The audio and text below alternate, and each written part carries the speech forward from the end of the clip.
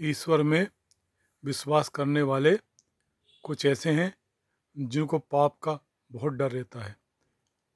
पाप 3 प्रकार के होते हैं, मनसा, वाचा, कर्मणा। तो कुछ लोग तो ये मानते हैं कि मन में पाप का विचार करने किया और वचन से नहीं किया, कर्म से नहीं किया, तो वह पाप का परिणाम गौण होता है। लेकिन कुछ ऐसा कहते हैं कि मनसा पाप भी किया है तो उसका दोष भी लगता है।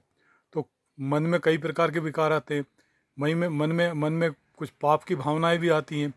तो वो जो डरे हुए लोग हैं वो ये सोचकर डरे रहते हैं, डरे सहमे रहते हैं कि हमसे पाप हो गया है।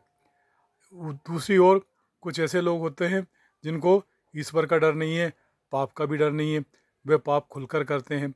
लेकिन दंड दंड का भय उनको भी रहता है।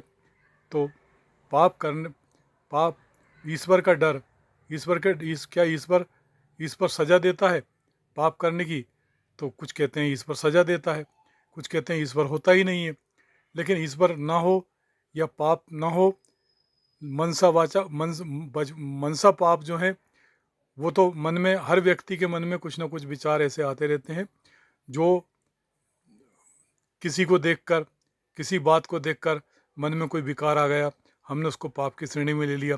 पाप की श्रेणी में लेके अब हम ईश्वर से प्रार्थना कर रहे हैं, हाथ जोड़ रहे हैं भगवान से, हे भगवान हमारे पाप को क्षमा कर देना।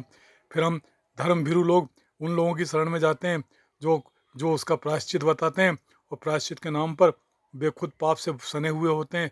प्रायश्चित के नाम से उनसे बहुत सारा धन ऐंठ लेते हैं, बहुत सारे अनुष्ठान करवाते हैं, और अब वो अपना समय बर्बाद करते हैं और फिर भी पाप के बोझ से ग्रस्त रहते हैं। फिर कोई ना कोई उनके मन में विकार आ जाता है और फिर इस तरह किसी नदी में जाते हैं, नहाकर सोचते हैं हमारे पाप उतर जाएंगे। किसी मंदिर में जाते हैं, किसी पुजारी के पास जाते हैं, किसी तांत्रिक के पास जाते हैं, और इस तरह से उसी उसी वो अपराध पाप के